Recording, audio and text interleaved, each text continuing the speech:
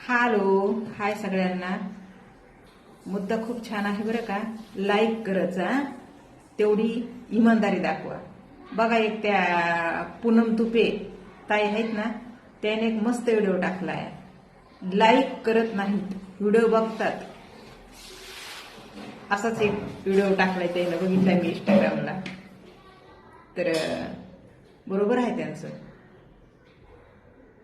Like नाही करायला लय काहीतरी बोलल्यात त्या, मी नाही बोलणार तसं.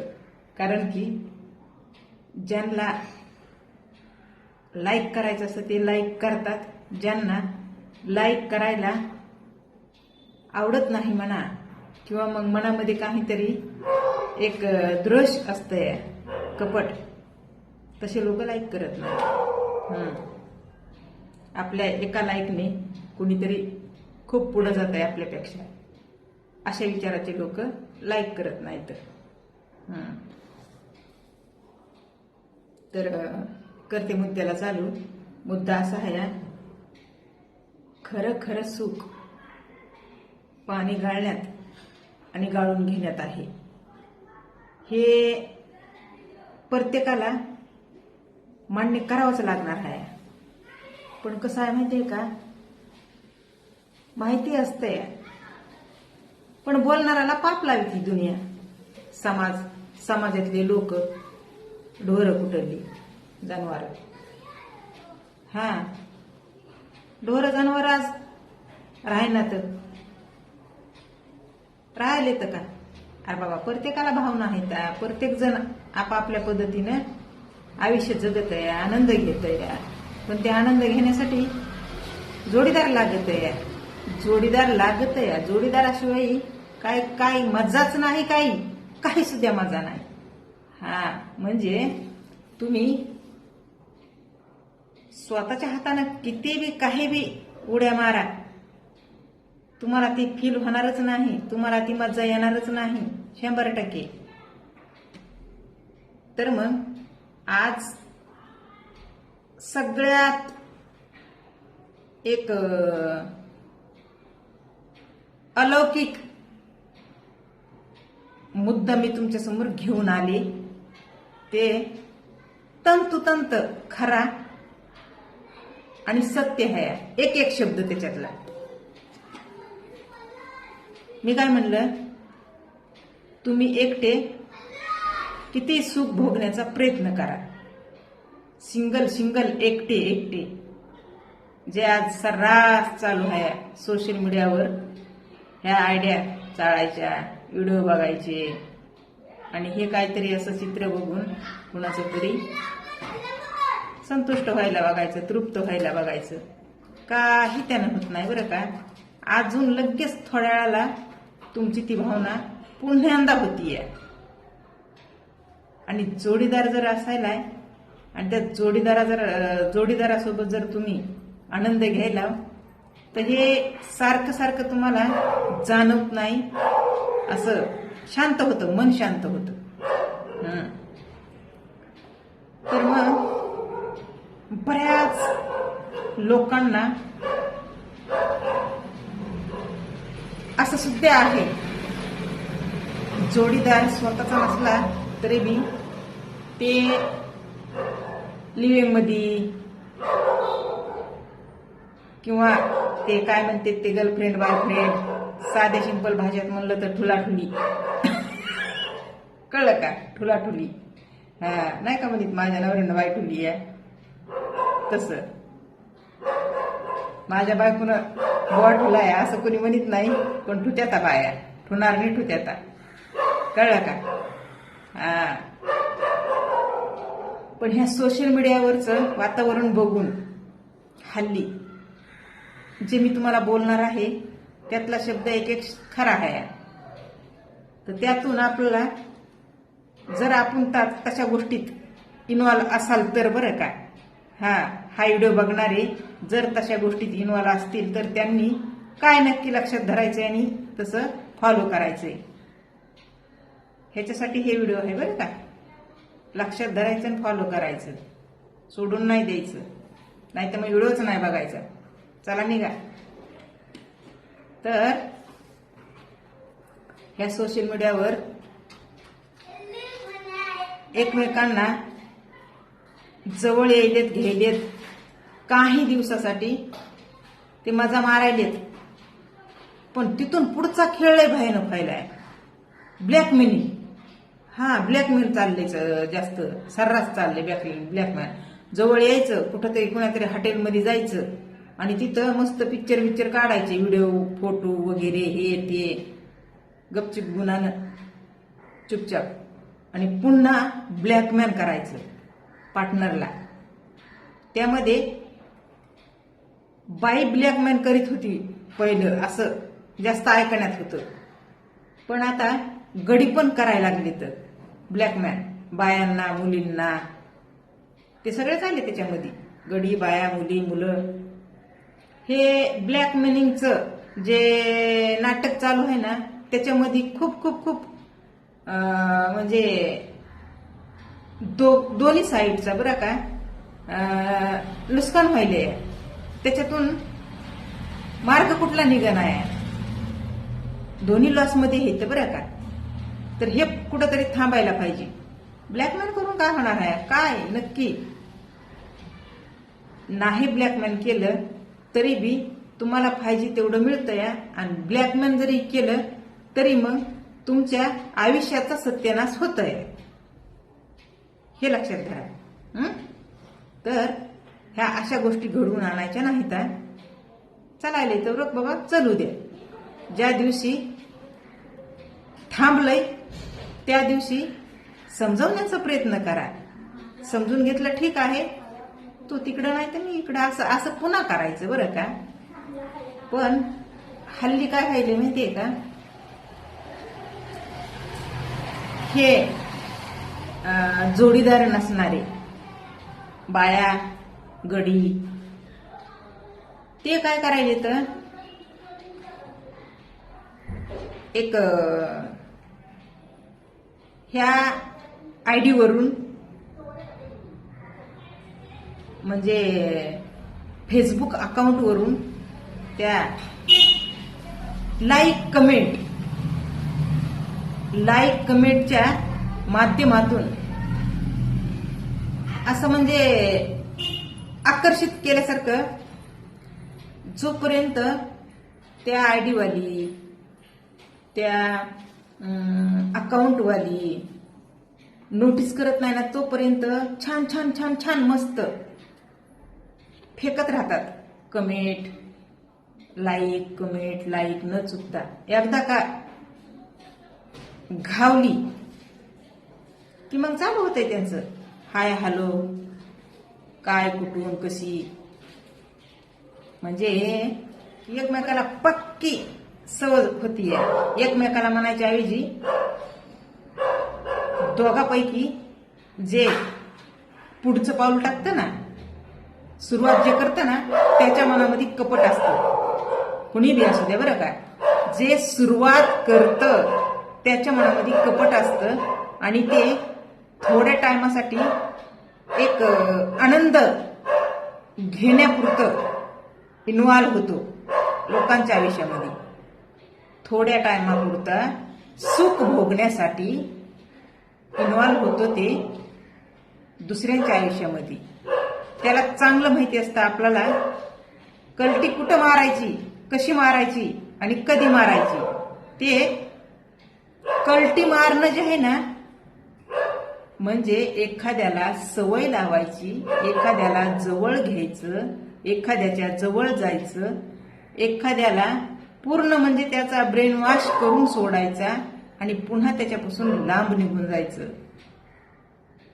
तर त्याने काय होतं, ज्या व्यक्तीच्या मनामध्ये उलटसुलट भावना कुठल्या नसताना तुम्ही त्याच्या मनामध्ये भावना भरता, ठोसू भरतात, ते ठोसू भरतात त्या भावना.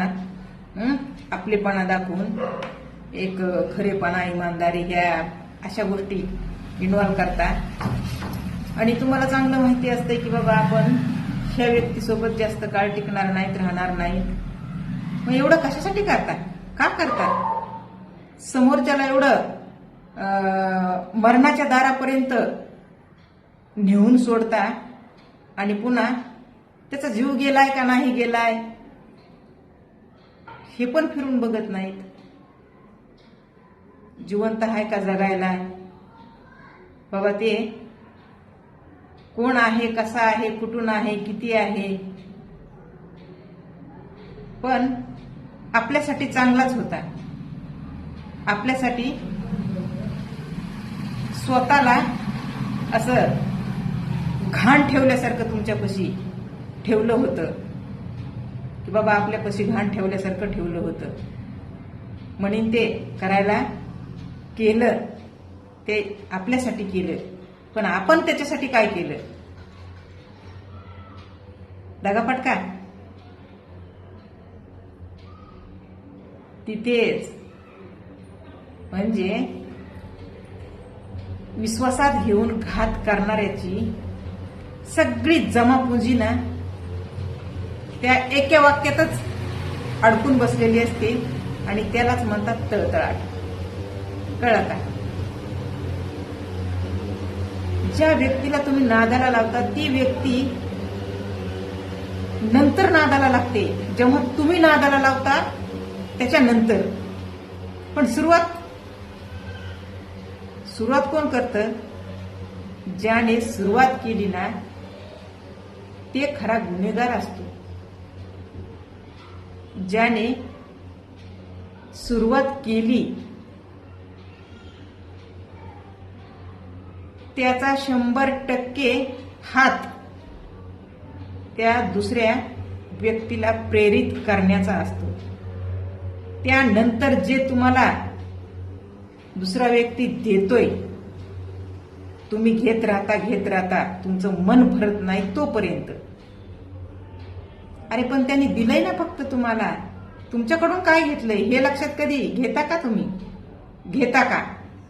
अरे बाबा, जेव्हा तुम्ही त्या समोरच्या व्यक्तीला नादाला लावता, आपलेपणा दाखवून आपलं बनवून घेता, त्याच्यानंतर ते तुमच्यासाठी फक्त स्वतःला विसरून जातो आणि तुमच्यासाठी हवं ते करायला तयार होतो.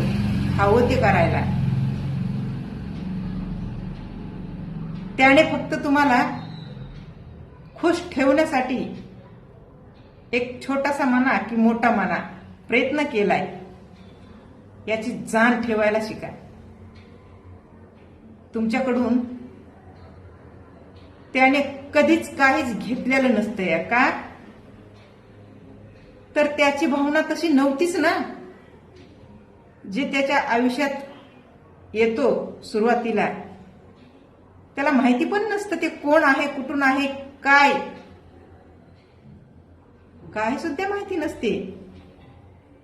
सुरुवात करतोय ना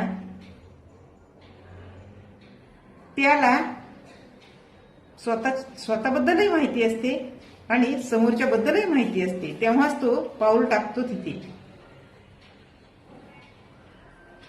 आणि मग त्याला हे पण माहिती असतं की आपण काय केल्याने काय होणार आहे, आपला स्वार्थ कसा काढून घेता येणार आहे. अगोदर ते सगळं एक गेम प्लॅन करतो आणि त्यानंतर फ्रेंड रिक्वेस्ट पाठवायची, फॉलो करून ठेवायचं, जाळ्यात अडकावायला चालू करतं. असं सोप्या भाषेत म्हणलं तर हे सगळं करून जेव्हा तुम्हाला हवं ते तात्पुरतं का होईना पण मिळतंच का नाही? खरं सांगायचं मिळतं, तरी बी तुम्हाला जाण नाही त्याची आणि तुमचं मन भरतं. तेव्हा तुम्ही पुन्हा एवढा दगा, एवढा फटका, एवढा घात कसे काय करू शकता? ज्या व्यक्तीला तुम्ही नादाला लावलंय, ज्या व्यक्तीचा माइंड ब्रेन वॉश करून ठेवलाय, ज्या व्यक्तीला तुमच्याबद्दल कुठलीही आयडिया नव्हती, त्या व्यक्तीच्या मनात तुम्ही स्वतः पूर्णपणे स्वतःला उतरवलंय आणि तुम्ही त्याच्या अगदी हृदयात घुसून काळीच काढून घेता म्हणल्यावर यार तुम्हाला आयुष्यात कधी जोडीदार म्हणतात कशाला आणि खरा आनंद कोणत्या जोडीदारासोबत घेतलेला अनुभवतोय ह्याची कल्पना कधीच नाही जाणवणार बरं का, कधीच नाही जाणवणार. ती वेळच नाही येणार.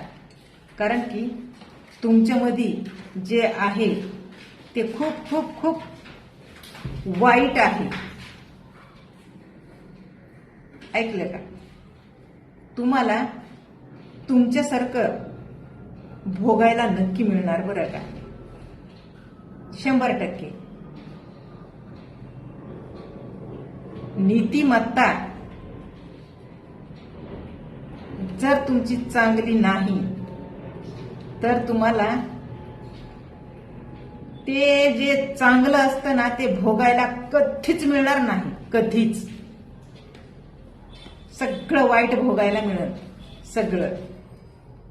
तर त्याच्यामुळं मला काय म्हणायचंय,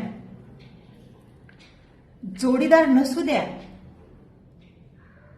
ज्या कोणाला तुम्ही जवळ केलंय आपलेपणा दाखवून, जीव लावून, खोटा खोटा का होईना, ज्या कोणाला खरेपणा तुमच्यातला तुम्ही स्वतः जाणून दिलाय की मी किती प्युअर आहे, मी किती इमानदार आहे, मी किती प्रामाणिक आहे, नसू द्या.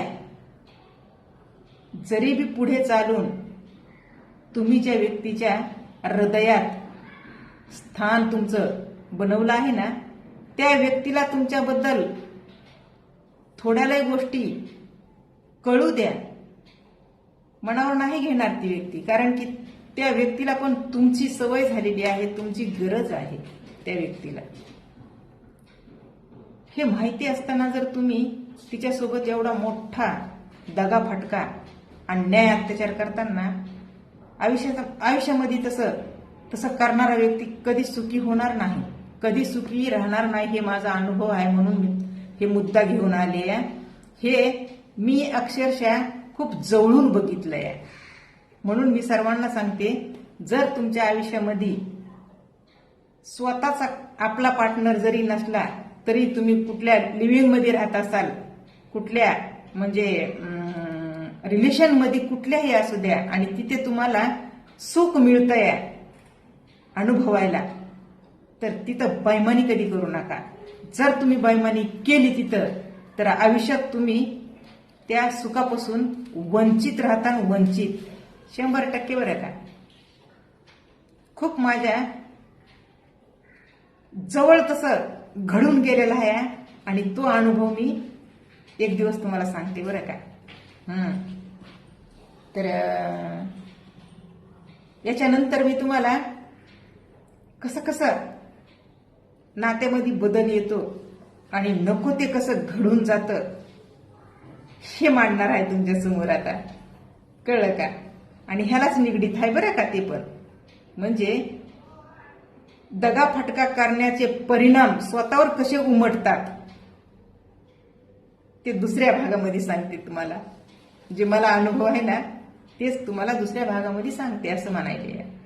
पण खरं सांगायले, ज्याच्यासोबत तुम्हाला सुख भोगता येतंय त्याला बैमान कधी होऊ नका. शरीर सुखाची आग सर्वात भयानक असते आणि त्याचा तळतळाट त्याच्यापेक्षाही भयानक असतोय. लक्षात घ्या गोष्ट. एका टायमाला तुम्ही ताटावरला कुणाला उठवू शकता, पण त्या सुखापासून वंचित कधी कोणाला ठेवू शकत नाही.